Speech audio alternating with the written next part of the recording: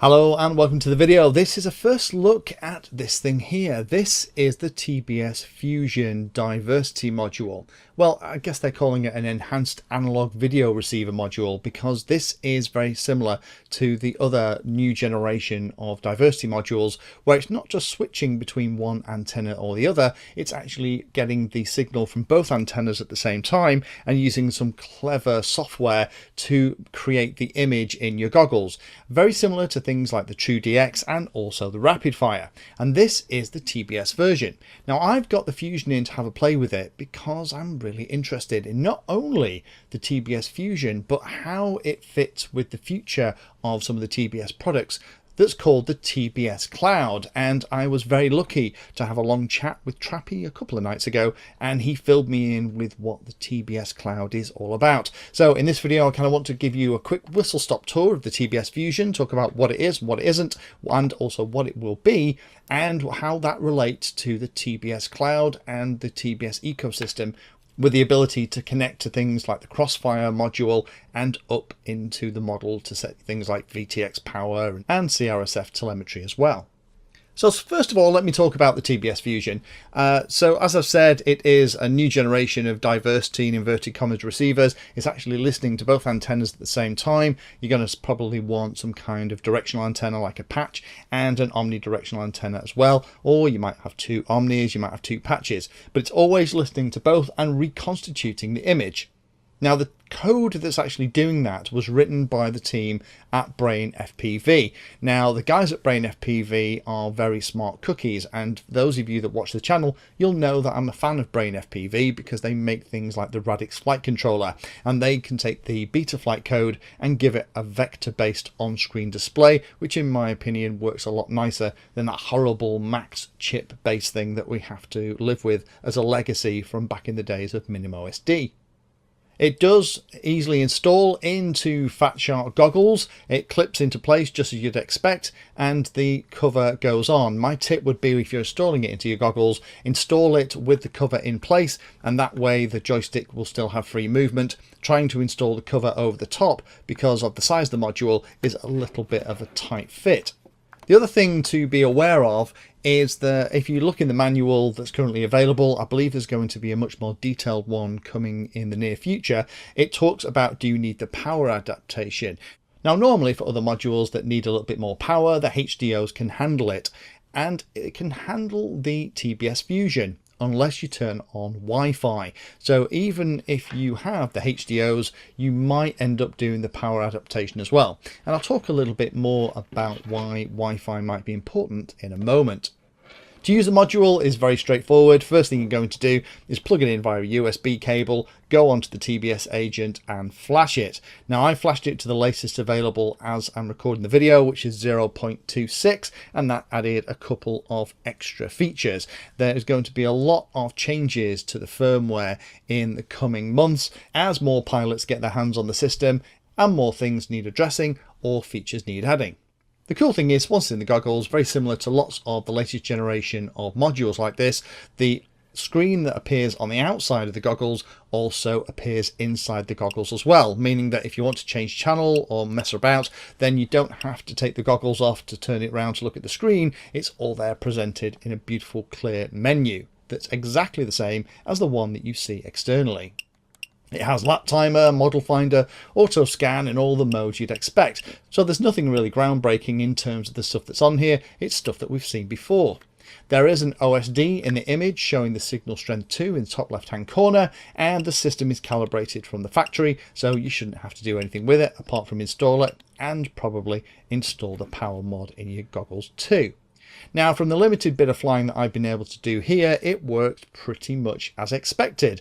The first batch of hardware has been upgraded, and there were a number of reports about things that needed to be tweaked, and TBS has responded to that by making some changes to some of the components and design of the module. So if you were an early adopter, you can go back to TBS and actually have it swapped out for about $10. And for that new module, the testing is just coming back in at the moment, and talking to Trappy, it looks like it performs better than any of the other systems that are out there. And better is one of those subjective terms. but it is encouraging to see that all the real world testing is being used to develop the product and just refine those pieces. It tends to happen an awful lot with products like this. So for example, with Rapidfire, when it first came out, there were some quite nasty problems with cameras that didn't behave properly. Because the algorithm on this thing is quite clever and it's actually listening to both antennas at the same time and reconstituting the image with the best data from each, it relies on the camera and the video transmitter sending clean, clear PAL or NTSC frames of video. If it doesn't adhere perfectly to the standard, then it can cause problems. The way that Rapidfire used to deal with it, it used to give you a black and white image, and that's what the happiness meter is in the Rapidfire on-screen display. Similarly, with the new TBS Fusion, those kind of things are cropping up as well, and in the next month or two, the firmware will be able to deal with all of that. And it certainly sounds like there's a lot of work to make sure that all of those issues are picked up and addressed. So if you have one of these modules, it's going to be worthwhile keeping on top of your firmware updates, at least for the next couple of months.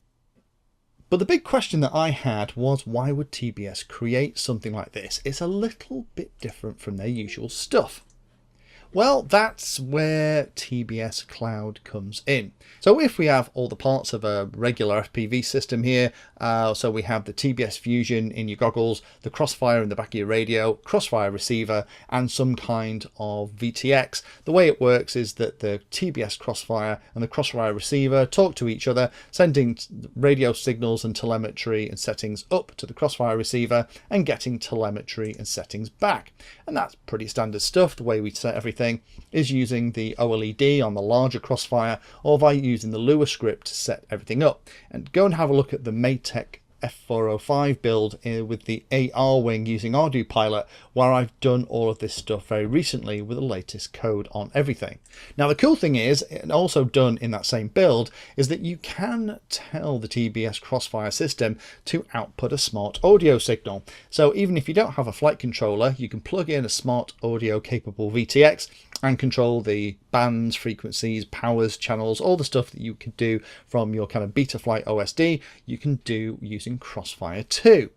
And then of course the smart audio video transmitter will send the image back to the TBS Fusion that will pop it into your goggles. And that's the way it works at the moment. But however, there's this thing called the TBS Cloud.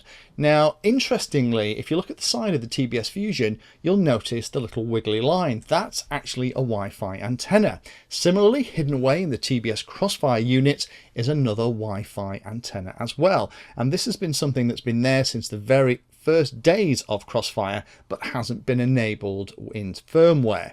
So the idea is that both of these units, the Fusion and the Crossfire, can talk to each other through the TBS Cloud.